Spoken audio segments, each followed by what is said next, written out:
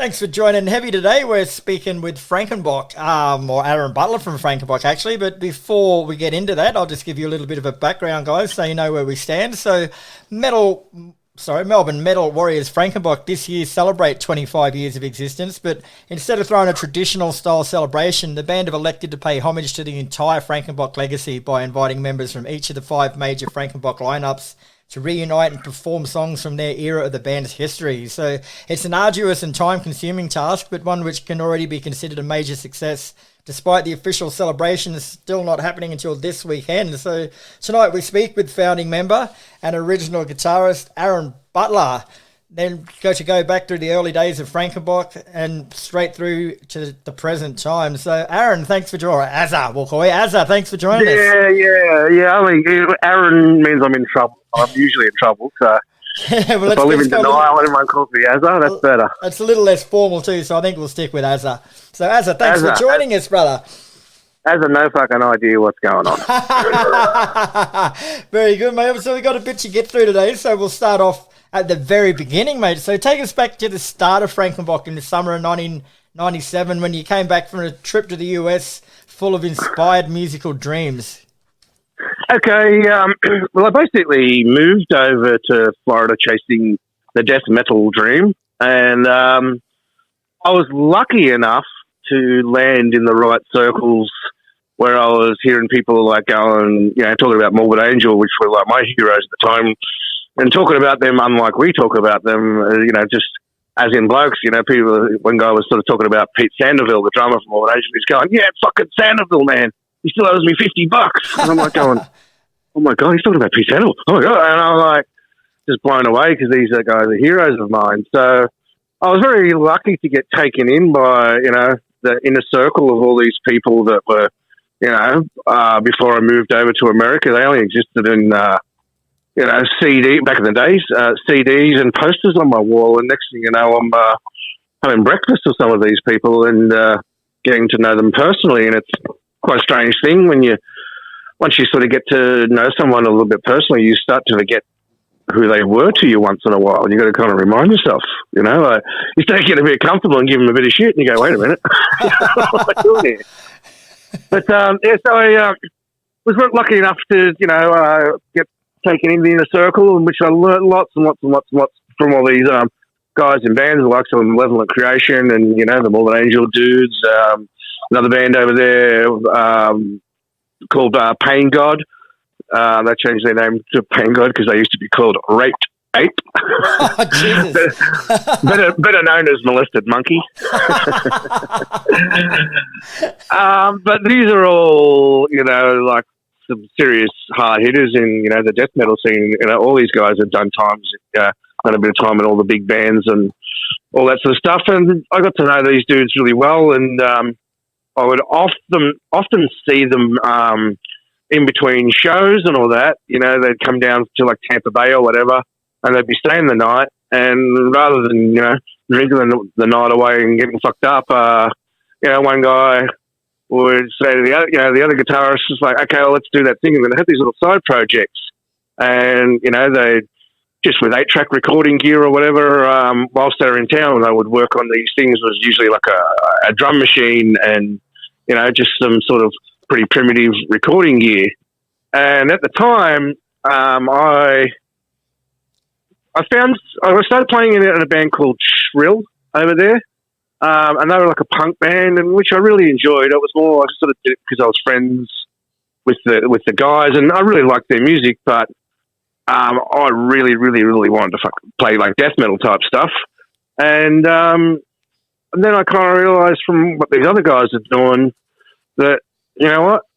If I get myself a drum machine and just a basic 4-track, well, to hell with, waiting around until you can find the right musicians. I can just start writing music straight away, and I don't have to wait until I can find somebody who's a competent musician and also part athlete to be able to play some of the drumming that I wanted to do because, just use the drum machine. And so I did a couple of demos like that, and which is what evolved into Frankenbok eventually. Oh. And then it's fair to say, mate, that the Frankenbok's early music was pretty revolutionary for its time. So was that a focus back then to create something totally outside the box, or was it more of a natural sound you were going for? Um, I like to apply a sense of healthy disrespect to everything I do. And because, over the years, there's with everything, there's the done thing and the way to do certain things and just the way it's supposed to be. And I've never really kind of liked to fall in line with, this is what everybody's doing right now. And if anything, I guess, a bit of growing up with a bit of Johnny Rotten, a bit of Jello Biafra and, a punk upbringing, I always tended to go in the different direction of what the done thing is. And, it was still fairly early times then, but with death metal or metal in general, it was getting to be a bit like not dangerous and almost like rather than something new and exciting and slightly, maybe a bit scary and terrifying, it became something that, you almost had to get in line and, wear the right clothes and play the right music and do all the same bits. And, what was once something that used to scare mothers and fathers became like a uniform that you had to have. And my way with, I guess, with my upbringing, and my father was like a comedian and stuff, and different things that I've been exposed to, I've always thought there's always a time and a place for comedy, even if they don't know that that's what's going on. And I purposely did things with metal music, especially, like with the death metal things, pretty serious sort of people as far as what it has to be.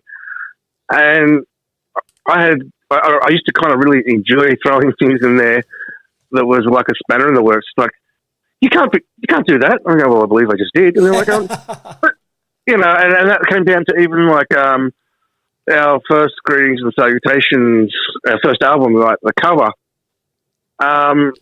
I absolutely on purpose wanted it to come out the kind of way it did, as far as there's pinks and purples and all sorts of colours and all that, because it was standard that you had to have skulls and spiky knives and, just that kind of same shit. Whereas it was, on purposely did things that were kind of, you're not supposed to do, because isn't that what metal was originally anyway? And you're still doing it. So, with some of the extreme music and then going to some of the, not so extreme stuff, like there was no particular anything. Frankenbok to me, which back then was just a name that we call that music that we do, and nothing really was out of bounds. Yeah. So Frankenbok, that makes some sort of sense. It do make sense, especially when you know you, mate. It makes perfect sense. So Frankenbok started with yourself, Hutchie, and a drum machine. So how did the rest of the band take shape from there? Yeah, well, I was only visiting Melbourne. I was probably going to go back up to New South Wales to settle after coming back from America, and I played Hutchie the stuff, and he was like really excited about it, and he said that he was interested in forming a band. And so, you straight away go with who you know. And I'd spent lots of time with Tim in cutting my teeth as a muso and playing in bands and playing gigs and all that sort of stuff since, we were like 14 or 15 years old. So straight away it was get on the phone to Tim, and he jumped on board straight away, and he was also playing in another band at the time called Zombonol. And that's where Scott Lang, the other guitarist, came from. And he was in his whole the school of James Hetfield downpicking, and same, very influenced by Morbid Angel, and he really loved what we were doing. And at the time, he was kind of like, he said that he didn't really think that he was enough of a musician at that stage to be able to play this stuff. And I said, no, man, we'll work on that. And it takes a bit of a practice. You know what? The main important thing is with band members a lot of the time, personality is everything, and music ability can be learned. You can't learn not to be a fucking idiot. Well, some people can be learned. Sometimes I'm still trying, right? I'm still trying. But, I just got his enthusiasm and all that sort of stuff. He was really wanted it. So, he took on board, and he just did not stop until he could play everything. And, he becomes such an incredibly, what's the right word? His guitar playing was just so solid. He wouldn't go for shit that he couldn't afford, like other dudes would be trying to do all this lead shit that they're not quite fucking pulling off. What Scott did, he always did really, really, really well. And then we got out and did the drum machine thing for a couple of years because it was like, I couldn't find anybody that could play that sort of stuff that wasn't in 1,400 other bands. But I heard Mick Morley when I first moved back from the States. I moved in with my dad just, for a little while. And across the road, a guy from high school that I used to know, Mick had been learning the drums. And I was out the front one day and he was directly across the road and I heard him playing. And I was just like, wow. And his mother used to teach piano up at the local music school. And not one time did I not see her where I didn't have you tell Mick, come play drums at Frankenbok. You tell him what's that. And I basically harassed him into doing the job. But it was just quite funny because when I moved over to the States before then, I had a couple of bands there. And Mick was like this, quiet, well-mannered, cool little kid that used to ride his BMX over with his mullet and his Megadeth shirt and just listen to us rehearse back in the day. Right. And then I come back and all of a sudden he's just like a sick drummer now. So I hassled him until we just went, it's just probably easier if I just do what you want. How many times has that happened over the years? It depends who you ask and what for. Because there's only a slight difference between giving somebody a hug and then holding them down. Moving on from that one. I noticed with every interview I've ever done with you, I think we talk a little bit, but if you were to edit it down, I reckon half of it's laughing. Oh, probably is too, eh? That's why I'm trying to actually laugh quietly this time so I don't annoy people. It's good. It's good. Makes the world go round. Yeah. And there's not enough of it these days. Never is, my friend, never is. So from there you recorded your debut album, Greetings and Salutations, with D.W. Norton in 1999. So do you remember what goals you had going into that album and if you managed to achieve them?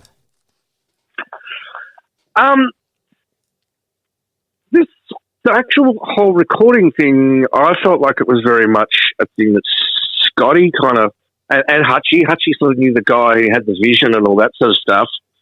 You paint your own pictures, you think that they're not good, you're your own worst critic. And I just thought, I don't know, write these fucking silly songs. I don't know if they're good enough for anyone to take them seriously or whatever. And it was Scotty that was like, nah, man, I'm right behind this. He said, we need to spend some money on this. We need to go to a proper studio. And I was just like, I'm, all about doing things cheap because, you said, I don't think my stuff is worth everybody contributing money to or whatever. So anyway, with great influence and enthusiasm from everybody else, we decided to go down to Back Beach and the main objective of them was, I think, just to get a really, really good recording of something so we could, so we could hear it.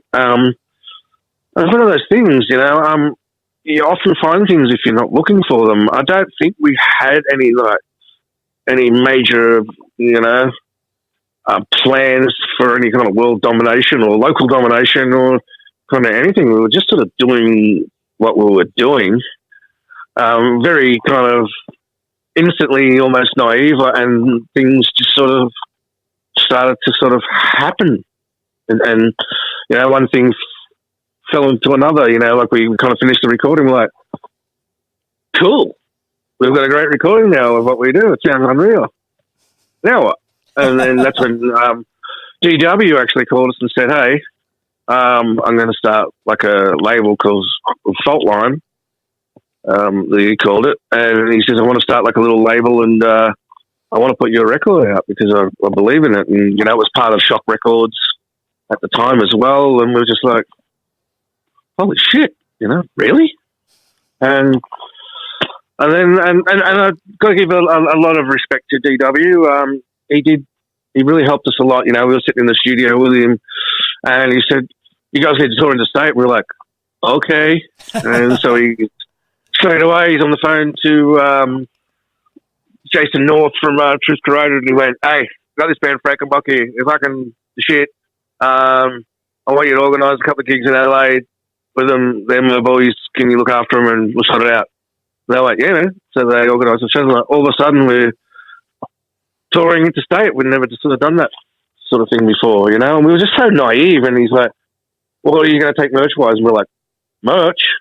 What's merch? Is that lurches, brother? What? And he's like, you idiots. And then next thing you know, like, you know, he's printed T-shirts for us and said, no, you need to take T-shirts if you're going to go. That's the only way I can make money. And just, you know, naively, we just sort of put one foot in front of the other and just sort of kept on going and things sort of just started to happen.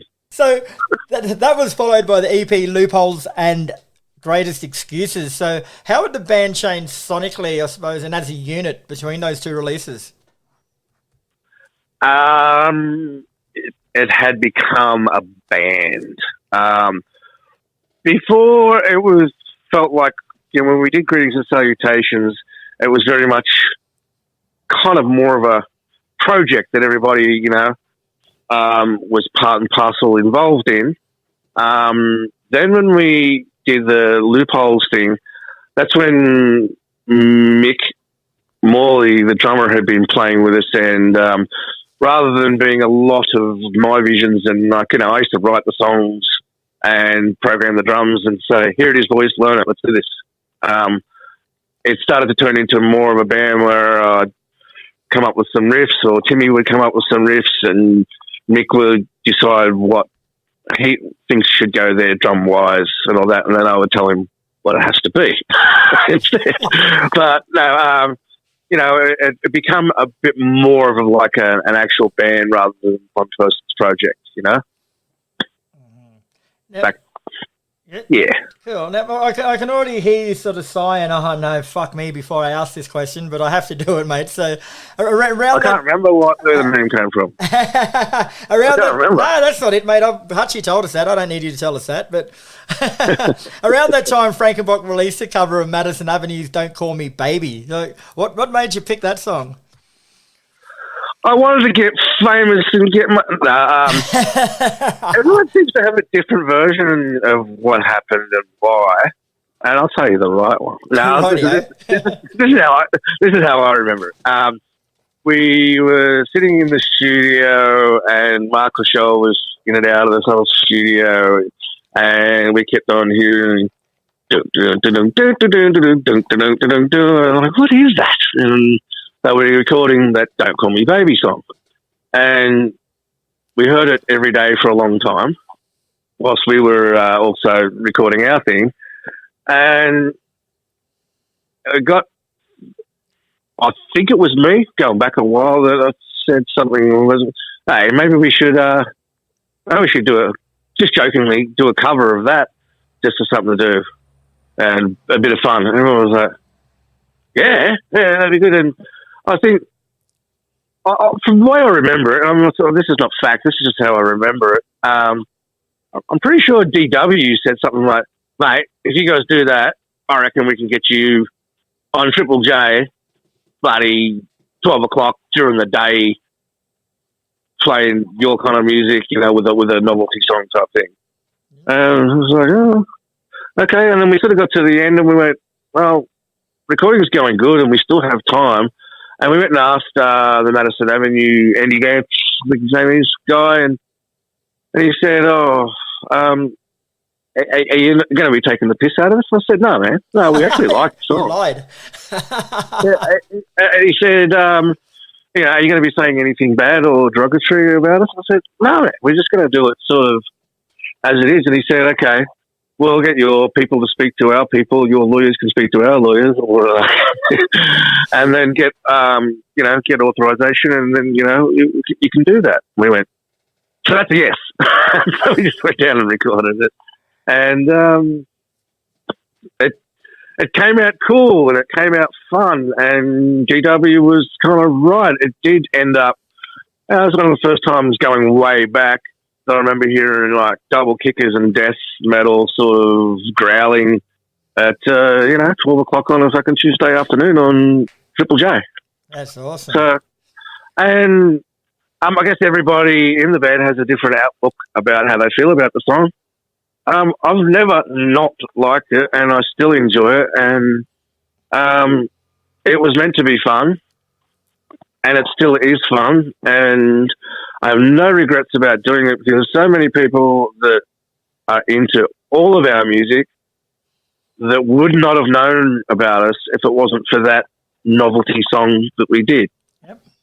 So, I'm absolutely glad that we did it. And I totally agree with Hutchie. It was a bit of an annoying, the record company were very much they were smart because they could see, the novelty side of the thing, and, so they wanted to push that and do the video for it and all that. And the agreement was, okay, look, we'll let that happen to try and get us on the map. And if that can make a bit of a splash by doing something like colourful and, draws attention to yourself, as long as after that we can take some of our stuff a bit seriously and throw a bit of money into actually doing a few videos there, which that happened or whatever. But yeah, bit of tell you what you want to hear at the time type thing. Yeah, cool. And that song sort of still haunts you to this day. Here's a story that not too many people will know about, but I can't help but every time we talk about Don't Call Me Baby, I can't help but go back to Japan when Lady Beard jumped up on stage and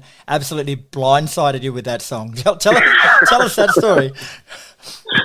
Yeah, old mate, Lady. He's Lady boy.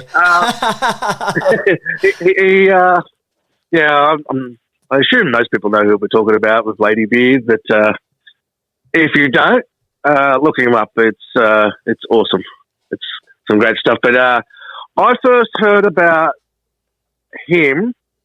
There was a show called Bloke's World, and they were in Japan, I think, and they were interviewing some dude who dresses like a little girl who's built like a brick shithouse and also wrestles and sings metal. I'm like, only in Japan will all these things be able are okay to be together.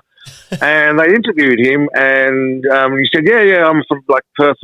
He said, I'm from Adelaide, Australia, and all that sort of stuff. And he said, not much music. And he said, I've always loved that Frankenbok and the cover of Don't Call Me Baby and all that. And of course, everybody that saw that Reagan told me that, and I actually looked it up and saw it, and I was like, oh, that's cool.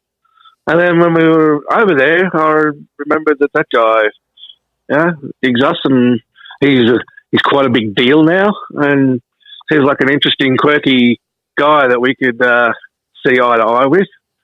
And so, got on the phone to him, and he was more than happy to help us out and show us around Japan and tell us how things do or don't work. And then, of course, we said, we're doing a show tonight. Please come and join us. And do Don't Call Me Baby if you love it that much. And so he did. And we started playing it, and they did like a bit of a vocal intro where they would just sort of sing the chorus a whole lot before the music started. And he's there looking like he does. And then as soon as the music started, he grabbed me and he threw me across the room. And I was like, Jesus, what's going on here? It felt like, in Rocky IV, it's like, it's supposed to be an exhibition, man. It's going to kill me, man. And all of a sudden he went from being, this lovely, nice, sort of cool, friendly sort of dude to like he was made out of concrete, and he was coming at you at a million miles an hour. He destroyed the place. And anyone looking at him with his pigtails and his tutu and all that sort of thing, this area, it's like, oh yeah, why don't you try getting a headlock on an arm wrestle with him? We'll see who's the more of a man. He's a big boy. Oh, just fun. So that's what when he grabbed me and he sort of, I was like, we're not going to make it to the end of the song. You're thinking, I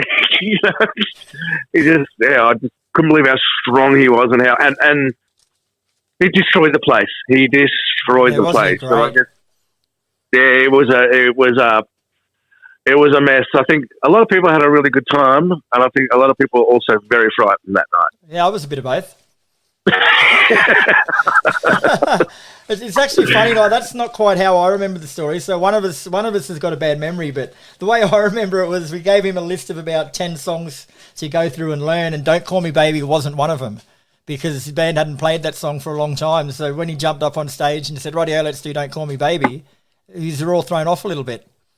But he's lurched into it anyway and started playing it. But that's the way I remember it. That wasn't even one of the options because he hadn't played it for so long, and he just blindsided him. I don't know what I'm talking about, and I'll say that this is probably all your fault because you're the one that introduced me to Saki. And you never looked back ever since, have you? You could tell me that all sorts of shit went on in Japan. I'd go, yeah, probably. I don't know. Well, let's go for a cross between both those stories, but whichever way it worked out, it was a fucking good night. It was great, and I think there's some footage of that around. If anyone, it can be found. There is that song. It's hard to find because I've tried and I can't find it, but it is out there. Yes, it is. It's from a place called The Knob, actually, with old Tokyo Bob. Yes, that's right. Yeah. What was his real name? What was it? His show's got faded, isn't it? Got faded Japan. He's got a rock star name, like a full-on rock star name. Yeah, I'm thinking like Jimmy the Kid. Anyway, if you ever make it to Japan, check out Got Faded Japan and The Knob because it's a bloody good spot. Yes. It was John something. John Denver or Johnny Rockets. That'll do him. Anyway, moving on. So around this, going back to the band history again, so around that time Hutchie left, and we've spoken with Hutchie, so we know the details there, so we won't worry about going into it. But Adam B. Metal joined the band from there. Yep. So tell us a bit about him. Adam B. Metal, okay.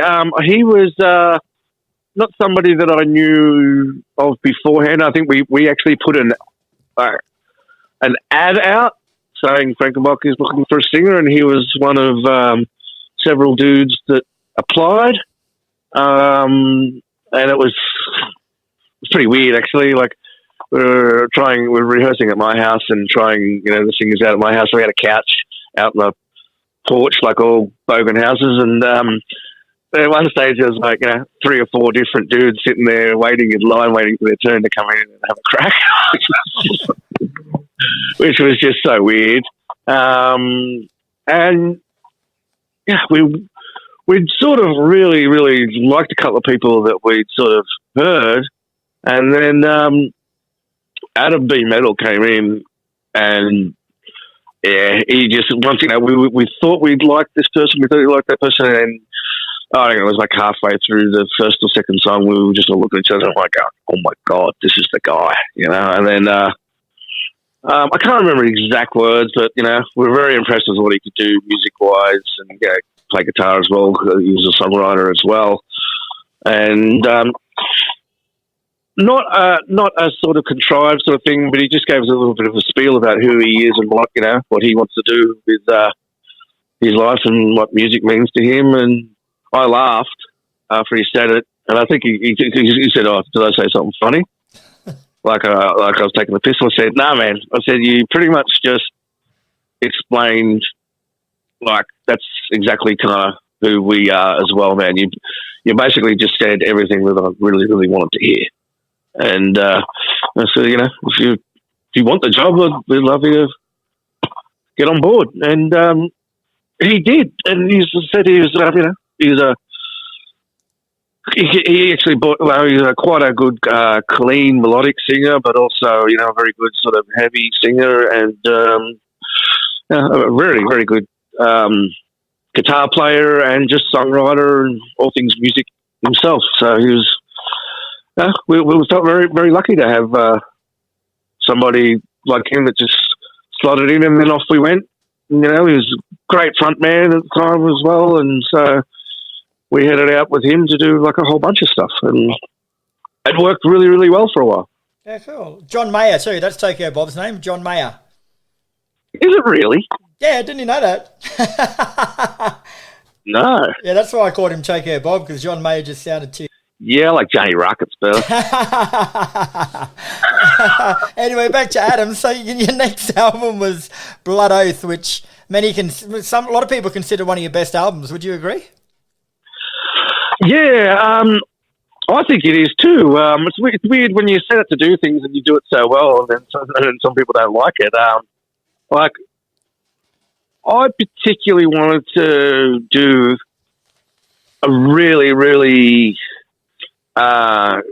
clean, polished studio album that sounded all shiny and was, really, really put through the music machine and have it as professional and, just high industry standard as we could at the time. And that's kind of exactly what happened. In between, it was the songs with the little breaks in the music and all that sort of stuff, usually where there would be some ambience of air of the cymbal still ringing out, or hearing someone scratch their own bum, or, even a cough or something like that, or just a scratch of a guitar string, all that sort of stuff. Where there was a break, it was just cut out to be dead air, so we'd sort of give more impact. And that was with DW as well. And, just with little bits of drum editing and everything, it really went through the machine. And we came out with, in some ways, maybe even almost a little bit inhuman, going for the whole kind of Fear Factory, just clean and shiny and almost sort of perfect recorded music. It came, and I was completely happy with it, because that's what I felt like we intended to do. I wanted to do a record like that, and I guess some of the other people in the band felt that it was like we went a little bit too far as with the production and the polishing and all that sort of thing. But I still love that record to this day. I do think it's one of our better records. And I do remember old Sudsy, which was a close friend of ours it was the original drummer from a band called Dreadnought. Uh-huh. I remember he heard it and he went, "Mate, this album is just killer, no filler, all the way." And he said, "If this doesn't, bring you guys up on another level or make some ground, or if it just doesn't help you out a whole lot," and he said, "Well, I'm going to stop playing, man." He said, "This is such a good record that if no one cares," he said, "what's the point?" And some people liked it. As you said, some people think it's one of our best records, but, in the grand scheme of things, it really didn't make a difference. That's what I was trying to say. Sards, I hate to tell you, mate, but it's time you got to give up playing. Because I must admit, at the time with the record company Muscle and with the shiny sounds that we had, and I thought, you know what? And from other stuff that we'd done before, it wasn't intentionally that way, but I thought this is possibly a little bit more user-friendly, maybe a bit commercial with the clean singing and all that sort of stuff in there. I thought, that we could possibly get a bit further, get a bit higher with this, all that sort of stuff, and yeah, not much changed. So what do you do? Yeah, well, go write another one. Push on. Well, speaking of another one, Murder of Songs came next, which was pretty much savaged by critics, mate. Could you see why, looking back in hindsight?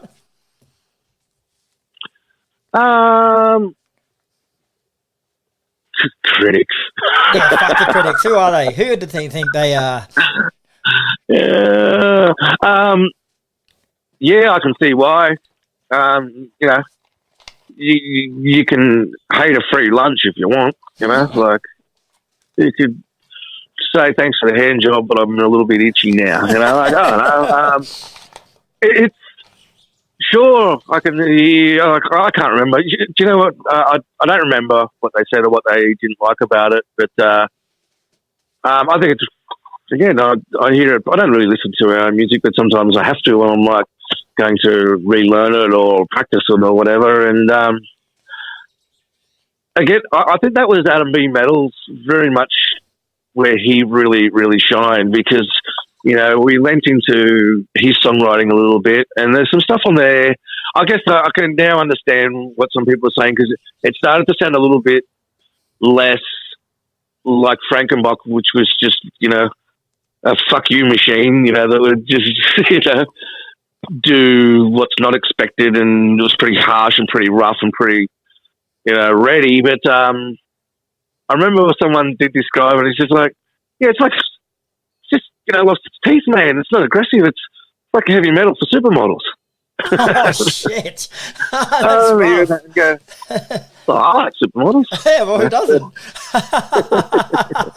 But so I guess I can see why they sort of said that, because to them it didn't sound like the Frankenbok that they were kind of used to. Yeah, but and that's a fair call. But I think some of the stuff on there that just went under the radar. I think the last song on there, it's called Sludge. It's a very long song.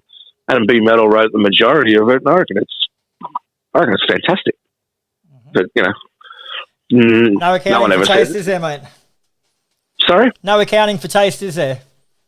No, and each one thing that I do like that we've done is each record is a wild card. Like you sort of can't sort of say that any of our recordings and albums sound the same as the last one we did and all that sort of stuff. So they are all very different, and whether that was intentional or just due to circumstances or what we're into at the time, Yep, very cool. So from there, a gentleman by the name of Dan McDougall took over vocals, mate. So how did he fit in with the band initially, and where did he come from? Old mate Frugal McDougall. I heard he was a mover and a shaker from the Bairnsdale scene. Was quite big when I was in America. I heard, big gigs down there that were, with actually Hutchie's old band, Bacterium and Damage and all that sort of stuff. And Dan had formed a band called Block. And Dan was one of those people that was very much all about the scene and really helping and networking and, all that sort of stuff. And he was, when I first really got to know him, he had I'm thinking, before Block, he's in another band called Repugnance. And he made a little fanzine, which was just sort of like a photocopied black and white magazine that he used to put together each week and hand out at gigs. Wow. And originally, he was one of the first people that took a real interest in our band and invited us down for an interview, and he put us on the front cover of the Repugnant, which we thought was tops. And then we just got to know him through. Dan was one of those people. There's a lot of shit talkers in the world. Mm-hmm. Dan was one of those people who does a lot of that shit that he talks about, and it was very noticeable. He was always involved in, whether it was having a TV show or having a magazine or, doing this and that. He was very, very active with actually doing stuff rather than talking a lot of shit. And he was always front and center at a lot of our gigs. And, it's funny, when you talk about, with B Metal, there was one gig, there's a video of us playing, I think it's called the Green Room or somewhere, and standing front and center and getting right into it while Adam B. Metal is singing and we're playing. There is Dan right in the center, punching his fist in the air, and the person right next to him is Yeti, you know, also watching the band. But both of those people ended up on the other side of the stage, both fronting the band at the stage, which was... So, you know, it's great having people involved in the band that are actually legitimately fans of what we do rather than just thinking, oh, a few people give a shit about you guys, so, you know, it'd be good to get involved in that soon as you've got a bit of a name for yourself. Like when you have someone who's actually a legitimate fan, yeah, it's great. Yeah, I bet. And that Frankenbok tattoo he's got down his forearm, did he have that before joining the band or did that come after? No, I told him he must get that the day they joined the band. No, I think he was about a month into the band, and that's one thing about Dan. Dan doesn't fuck around. He does extreme things, you know. Like he's in when he joined the band. He I think it was about a month later. I could be wrong. Might have even been weeks, minutes. Then he turns up and he goes, "Yeah, look at this, boys." And I'm all like, "Holy shit, man!" It was like so big, and he said, "Yeah, that means you can't kick me out of the band." And I said, "That pretty much means that you can kick us all out of the band."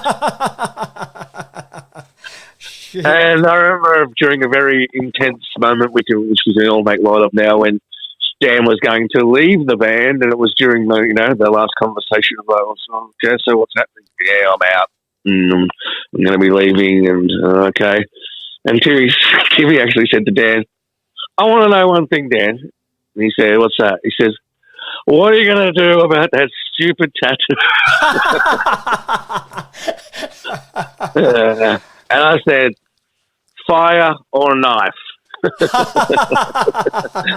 But I actually think it's great. Like, I think it's unreal that he's got that, because even if once you're out of the band or whatever, all of that, that's a snapshot of something that he was involved in for a very, very long time, and he put a lot of his time and energy in all. So I think it's great. It's great. I think one word you mentioned there that's above all others is intense. Like that's one thing that Dan brought to the band, and he still is bringing to the band, is intensity. Like he's one of the nicest guys you'll ever meet, but to look at, you think he's a stone-blooded killer. A lot of people, like get the wrong idea about Dan. I always like to tell people he's like, remember that internet cat with the sad face? No, but it sounds awesome. It was quite famous for They even made a stupid movie about it. So it was just like a cat with a really grumpy face, and it became like kind of famous, And I've even heard Dan say to people at gigs and all that I get like, "Is everything okay?" He said, "I'm fine, man. This is just me face. This is how I look." and he does. He looks like a bad motherfucker, man. People are frightened of him, and I'm like, dude, he's actually really nice. He's just got that kind of intensity about him, And when you don't know someone, you're pretty cautious because you're not really sure what you're going to get with Dan, and he's he has a way about him, and I'm like, you know what? I don't even want to tell people that he's a nice guy and really easy to talk to and approach. He's a singer in a goddamn heavy metal band. I want him to look ferocious, and I want people to be afraid to approach him and all that sort of stuff. You're going to be a singer of a band. You don't want to be some normal, knock around, easygoing bloke. You want him to be someone that's sort of you feel is completely different from the rest of us. That's what people come to. That's what people come to see. Exactly. Sometimes. Exactly. And everything that Dan does, when you say intense, everything he does to the letter. One thing I've always liked is, when we rehearse with Dan, the stuff that he does on stage sometimes is probably not as intense as the stuff that he does in the rehearsal space. It's not like, he gets up on stage and all of a sudden I've got to try and go off now, and I'm going to try and put on a bit of a show. When we rehearse, it's not faked or whatever. He sort of he brings that much energy to just rehearsals. Some people sit there when I say sit there, sit down, Yeah. and they might be flicking through their phone while they're all like, "Oh no, and my mother did it." It's like, nah, man. You know, Dan has integrity about what he does. Like, you know, he looks like he means what he's singing about. You know, if he's singing some angry shit, he delivers it with, you know, With an angry face. yeah, or just conviction, man. Yeah, conviction. That's Conviction. So many singers, you know, they're out there going, "Oh, everything's fucking difficult," and they look bored, and it's just like, man, you're not convincing me, you know. And Dan actually looks like he means what he's singing about or what he says, you know. Very cool. So from one Dan to the next, Dan McDougall left in around 2015, which brought in Dan White coming in for one album, mate. So tell us a bit about old Daniel White. Dan White, we'd done quite a few gigs with his other band, Scar the Surface. And I knew I'd always had a pretty good rapport with him, and you know, he seemed to be a bit of a fan of what we do. And when Dan had left, I don't know. Someone told me that he'd heard about it and he was interested. And it just came the phone call from me, sussing you all out, and next thing you know, he come down and had a rehearsal. And I do remember, it's cheesy but funny, his first rehearsal that he had with us, where he was just trying out for the band. I think within like the first couple of verses he was like screaming. He had such a big, loud, intense voice. Smoke just started coming out of one of the speakers. Oh, for real. And we had to stop what we were doing because quick, because next thing you know, it was probably going to be fire. But we had to, like, you know, the speakers were up on big tripod things, and quite heavy and difficult to. We had to all stop what we were doing and quickly get the speaker and put it outside before it smoked out the room. So I was like, I guess that means you're in the band. You can't really say no after that. Yeah, that's it. And it was. I have been so lucky that, you know, minutes after something's completely fallen apart, somebody's turned up, bringing something completely new and different and shiny, and has fixed it. It's not been the same thing, which is a good thing. It's been similar, but, you know, kind of taking things in a bit of a different direction. And that was Dan White. Dan McDougall, as I say, he does things with conviction. You know, he sounds like he means what he says, but he just does the best of what he can do. Whereas Dan White, to me, sounded, I think it was even in Dan's words, he's much more of a modern metal singer. He's learnt to do everything properly, and he can go from doing the very, very clean melodic type stuff to the heavy stuff, you know, the 3 or 4 different voices, different styles of singing. Like, it's like he's actually learnt how to do this properly, whereas I think Dan was just yelling because he was angry. You know, and that was just, which gave us a bit more of, I'd say, a bit more of a new metal sound at times. But, yeah, we went out and did, you know, he smashed that record, which was just great because we've been working on those songs which one was it? One with the dog on the front. I can't remember the name off the top of my head. Vicious Lawless. Vicious Lawless. How could we not fucking remember? We went shopping at Vicious Lawson's every night we were in Japan. Me too. What was really cool about that is we've been working on those songs for a long, long time in between people coming and going. It was you know, I get really sick of stuff when it's drawn out for too long, and I kind of lost a bit of faith in those songs. That's kind of, I just had to, you know, from the day that you sit down with the original idea and write the song to the time that it gets, you know, sometimes years later where it actually finally gets recorded properly.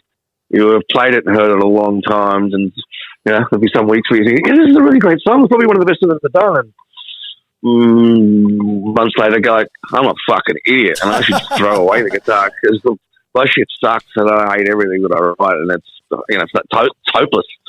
And why does even my friends? What kind of friends have I got if they're like egging me on and it's so shit? Why don't they just be honest with me and tell me that I'm shit?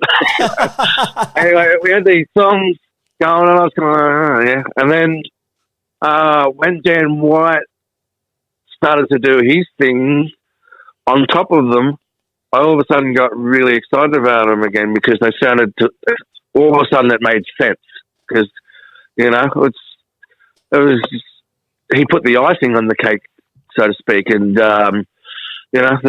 before they were just big chunks of music that I'd heard for way too many times, but then when he started to tell his story on the top, it put it all in perspective for me, and it got enjoyable again.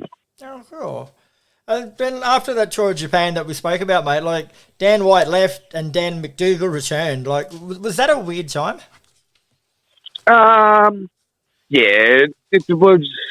Well, yeah, it was really weird because also, you got people coming and going that were once in the band that now not, and it can be easier sometimes if something really fucked happens to end something. Yeah. But when things aren't sort of working that well, just subtly, sometimes it's really hard to go, you know what, man, it's time to maybe do something different because this is not working. And it was a weird time, and I wish that he was a fucking asshole to me so I could ring up and go, you know what, man, you're out of the band, get fucked. But I rang him and said, man, this is sort of not working. A little did he know that I dry reached a few times before I could, because I felt so fucked about it, because I actually really liked the guy. He's a likeable big prick, isn't he? It just wasn't working. I called him up and I went, hey man, how you going? And he went, yeah, I'm all right, mate. How you doing? And I went, oh yeah. And he went, what's going on, man? And he pretty much, I said, this is sort of not going to work. And he said, yeah, I kind of figured that. It's probably from all perspectives, this is sort of not working that well. And he automatically went straight from well, that's no reason why we can't, He said straight away, he said, I've never ever had any fucking issues with you. I said, let's hope this is no reason why we can't continue being friends and possibly even do something in the future together. I went, thank you for making my job so easy, man. Yeah, because I know you were stressing about it. Oh, sick, Yeah, you haven't got that cunchiness in you to just ring up and do something like that. Don't fuck with me, man. Don't underestimate me. After this call, after this interview is over, I'm going to be ringing you back. I'm going to be speaking to your wife first. Not again. I've just been through this shit. But what was really strange is Dan was already in the band, so to speak. I mean, he wasn't, but he was. It was weird. When he left the band, he never actually left.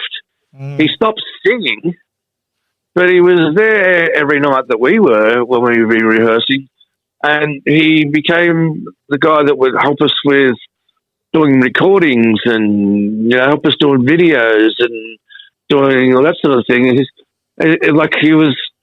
probably was more active in the band after he left than when he was in the band. And so when it didn't work out with Dan White, it was like, you sort of you have to sort of turn around and go, oh, hey, you're here. and I think Dan White said, oh, what are we going to do? Look for another singer and all that? Or it was just sort of when you just turn around and Dan's standing there, it was like, isn't it a bit, it was just obvious what should happen. Yeah, yeah. And I think that I could see a passion in his eyes too, that he was pretty keen. He was real keen to sort of come back. It's just sort of, I don't know. I just wanted to get on with it and doing what I was doing without breaking anyone's brain, heart, or hymen. I don't know.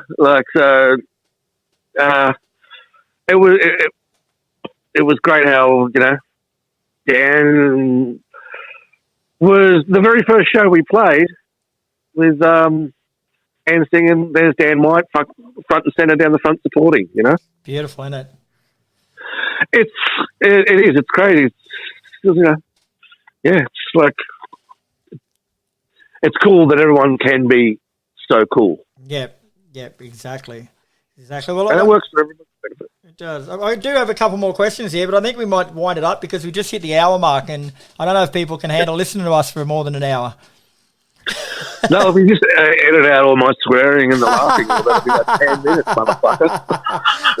So all in all, that has all led to this weekend, December 10th, at the Chote. It's Frankenbok's 25th anniversary. You're going to be having everyone there. I know there's members that I haven't mentioned, like Yeti and stuff in the interview, so I apologise for that. Yep. But he was also a very important part of it. But every person who has been an important part of Frankenbok will be there this Saturday night playing songs from their era of the band. You're the poor bloke that's only one who's going to be there for every set, mate, so I do feel sorry for you. Yeah, well, everybody has the other things going for them or, good things to do. I'm just like that guy that just, everyone's like, I got to go home now. I just stayed at the parties that nowhere else to fucking go all this time. So. It must, though, like in a little bit of seriousness, bro, it must feel pretty surreal to you right now. It's forever changing about how I feel about it. We talked about this a long time ago, and that's when, it wouldn't be possible without Adam Glynn or Hutchie sort of doing his thing, and then the fact that, we've buried the hatchet and moved back to being mates again is just, that's what made it seem really, really possible again, because it's just not worth doing without him, yep. Being the original singer and all that. But I felt so many, and a lot of people, other people had suggested that, we do this, and I was sort of like, yeah, good idea, but I'm very realistic as far as the amount of work that goes into things and how long things take, etc.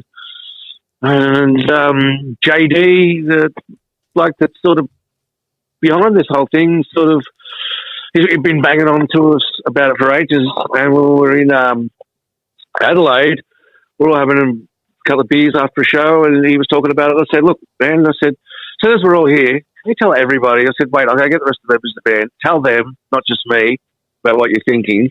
And he spruiked the idea, and we all went, you know what, we can do this. And originally, it was just going to be, maybe get one or two of the other dudes to be involved. Maybe get Hutchie to get up and do a few songs, and maybe Adam B Metal and all that sort of stuff. And it just kept on going and going and going. And get Dan White to do a few bits and pieces, but it just seemed it evolved into, you know what?